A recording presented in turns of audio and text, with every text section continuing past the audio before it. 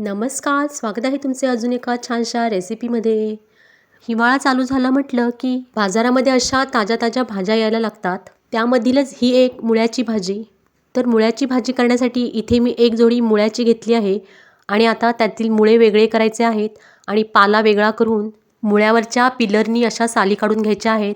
म्हणजे जी काही माती वगैरे असेल ती निघून जाईल.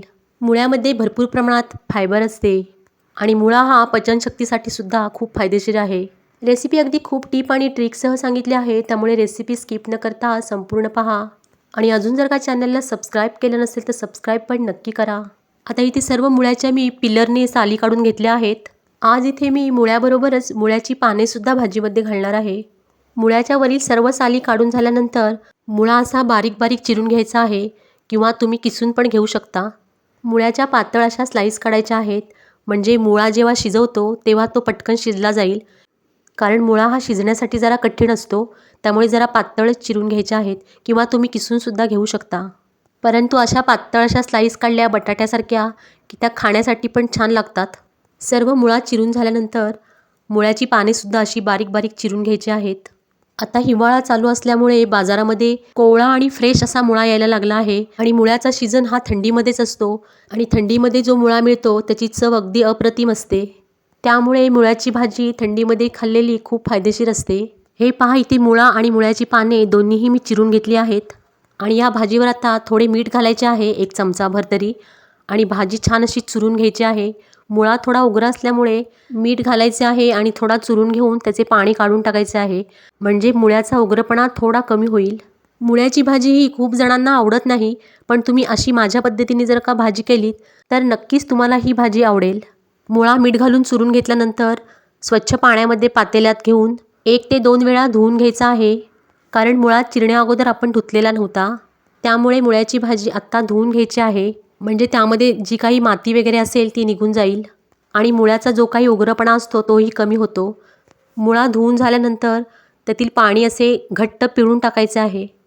आता इथे सर्व मुळ्याचे पाणी मी काढून घेतले आहे. आता आपण भाजी कशी करायची ते पाहू. त्यासाठी इथे मी गॅसवर एक कढई ठेवली आहे आणि कढईमध्ये 2 मोठे चमचे तेल घातले आहे.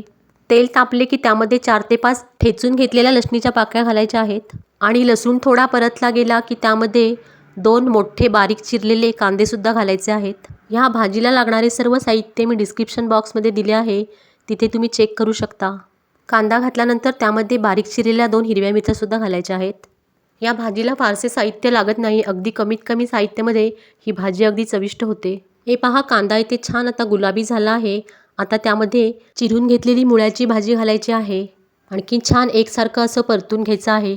अगदी कांदा भाजीला लागेपर्यंत मिक्स करून घ्यायचा आहे. बारीक गॅसवर थोडा वेळ परतल्यानंतर त्यामध्ये चवीनुसार मीठ घालायचे आहे आणि अर्धा चमचा गूळसुद्धा घालायचे आहे. मुळा हा थोडा उग्र असल्यामुळे गूळ घातला की त्याची चव आणखीनच छान लागते.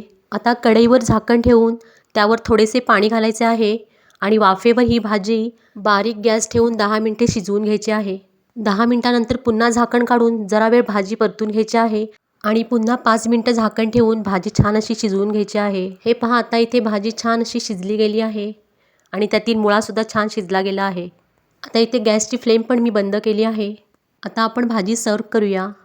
ही भाजी तुम्ही भाकरीबरोबर किंवा चपातीबरोबर खाऊ शकता. अगदी अप्रतिम लागते आणि भाकरीबरोबर तर अगदीच छान लागते. आता वरून थोडे ओले खोबरे आणि थोडीशी कोथिंबीरसुद्धा घातली आहे.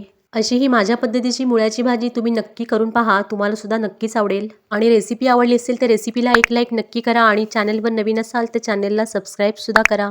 रेसिपी पाहिल्याबद्दल सगळ्यांचे खूप खूप धन्यवाद. आता भेटू पुढील रेसिपीमध्ये.